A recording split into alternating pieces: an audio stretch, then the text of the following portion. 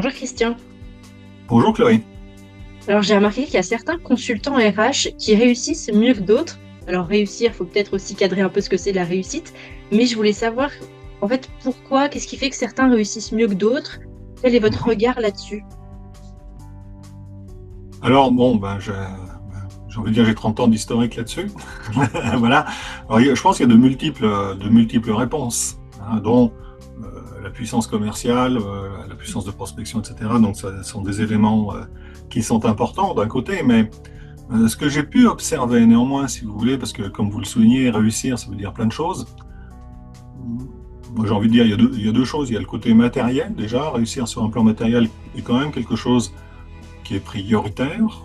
Et puis, après ça, ça rejoint une rencontre qu'on a déjà eue tous les deux. On a évoqué ces sujets, c'est qu'est-ce qu'on fait de sa vie. Donc ça, c'est Oui, un la autre, réussite, oui. voilà. C'est une autre qualité de la réussite. Voilà. Alors moi, ce que j'observe, si vous voulez, avec le recul, c'est en gros, alors j'ai modélisé un peu, je vous livre le résultat de mes modélisations, de mes réflexions sur le sujet. Il y a, en gros, on peut se dire qu'il y a, comme dans un métaprogramme, on a deux butées extrêmes. D'un côté, on va dire que l'indépendant ou l'organisation fait un acte de commerce. Ça, c'est une extrême. Et puis de l'autre côté, l'indépendant ou l'organisation fait un acte de conseil. Hmm. Voilà. Alors évidemment, la vérité est entre les deux chaque fois. On est bien d'accord. Mais pour essayer de saisir le sens, on va plutôt se concentrer sur les extrêmes. Alors, si on se positionne dans l'acte de commerce, on rend un service, hein, bien sûr. Et qu'est-ce qui va qualifier ça par exemple, c'est de simplement répondre à la demande. Voilà. Donc ça a son utilité, hein, il faut être clair. La prestation consiste à répondre à la demande, et puis voilà, on facture et ça roule. Ok. Quand on va être dans le conseil, si vous voulez, ça va être autre chose. C'est plutôt, alors très schématiquement pour essayer de sentir ça, c'est on va plutôt répondre aux besoins. L'idée est différente. Il y a un Alors, peu plus ce côté humain du coup qui rentre en jeu dans ce cas-là. voilà, tout à fait. C'est-à-dire que euh, répondre aux besoins, a priori, souvent, va aussi répondre à la demande. Oui. Mais l'idée, c'est qu'on va aller quand même un pas plus loin. Alors, c'est intéressant parce que pour répondre aux besoins, on a la nécessité d'avoir quelqu'un qui est plus expert que le client. Parce que, si vous voulez, dans l'autre butée, acte de commerce, on répond à la demande. Moi, j'entends souvent des gens comme ça qui me disent, oui, mais pourquoi voulez-vous que je propose ça à mon client? Il ne me le demande pas. Ce à quoi je réponds, il risque pas de vous le demander s'il ne sait pas que ça existe, Je ne sais pas, ouais. tout simplement. C'est un Et petit peu aussi le rôle du consultant, d'apporter, d'aller plus loin. C'est aussi pour ça, parfois, on fait appel à des consultants. C'est parce qu'on se dit, il a plus de connaissances que moi, il est plus expert que moi sur ce sujet-là. Donc, j'attends de lui qu'il me donne aussi les clés pour pousser la réflexion, pour aller plus loin que ce que moi, j'avais imaginé, avec le peu de connaissances que j'ai, entre guillemets. exactement, c'est exactement. Et ça, quand vous formulez ça, vous êtes dans une démarche de conseil. Mm.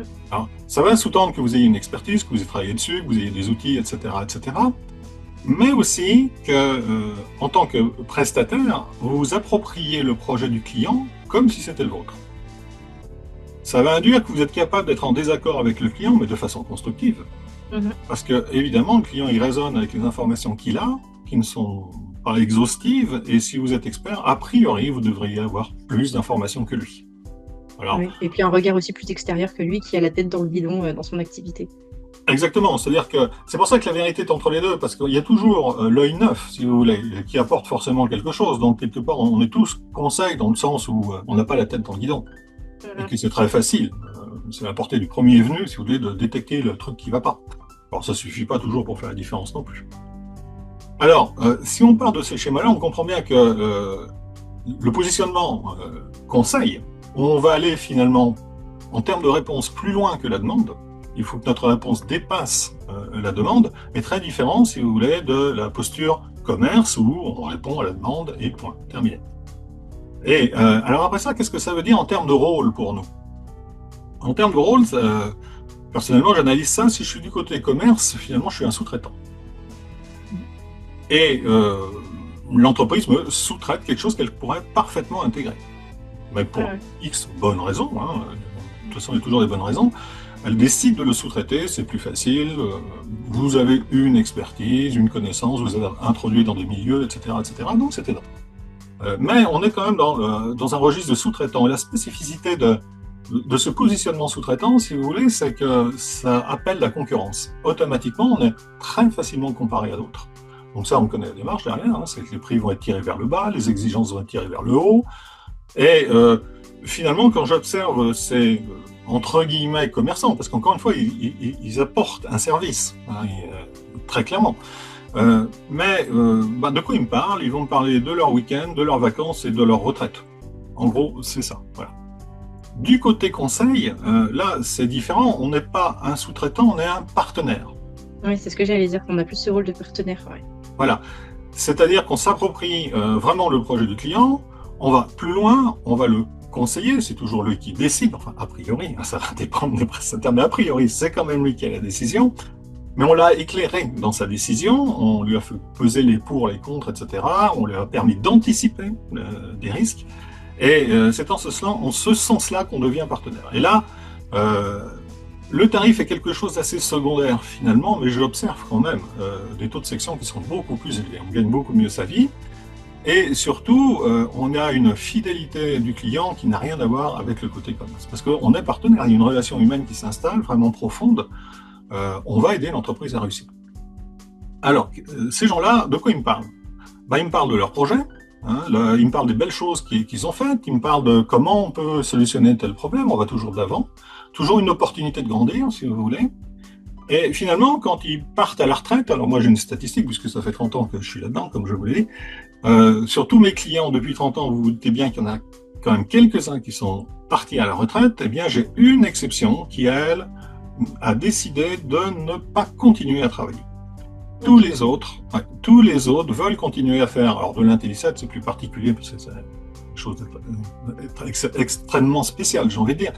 Mais néanmoins, tous mes clients qui partent à la retraite continuent et pendant des années. Hein, c'est pas juste de 3 ans, c'est pendant des années. Et l'analyse que j'en fais et quand je leur pose la question, mais pourquoi tu continues, ils m'ont dit parce que ça me passionne. Voilà, ça me passionne. Oui, c'est un métier passion. Mais ça, c'est ce que j'allais dire au début, c'est il y a ce côté humain, et parce qu'on aime ça, on a besoin de ce côté humain quand on est un consultant qui est plus orienté conseil. C'est parce qu'on est passionné par ce qu'on fait, on a envie d'apporter quelque chose, on a envie de se sentir utile, de donner les clés à notre client. Alors que quand on est plus dans le côté commercial, on a plus ce côté justement, enfin plus commerce, on a plus cette casquette de commercial.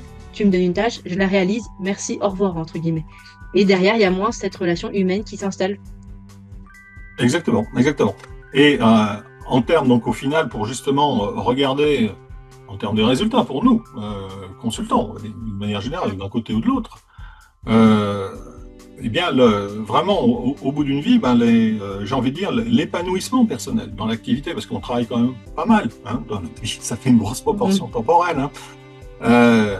L'épanouissement au bout d'une vie n'est pas du tout le même. Et c'est pour ça qu'ils ne me parlent pas de la retraite, ces gens-là.